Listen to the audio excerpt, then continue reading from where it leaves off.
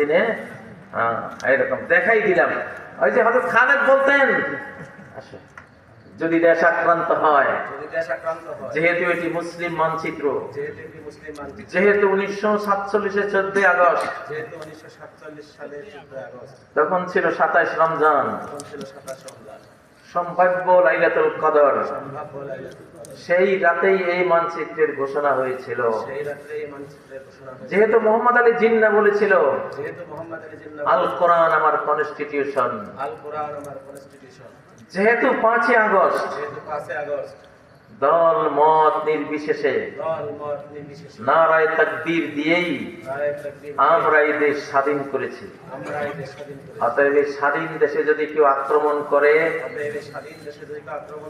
জীবন দিয়ে, সম্পদ দিয়ে, সর্বশক্তি দিয়ে রুখে দেব ইনশাআল্লাহ। লিল্লাহে তাকবীর।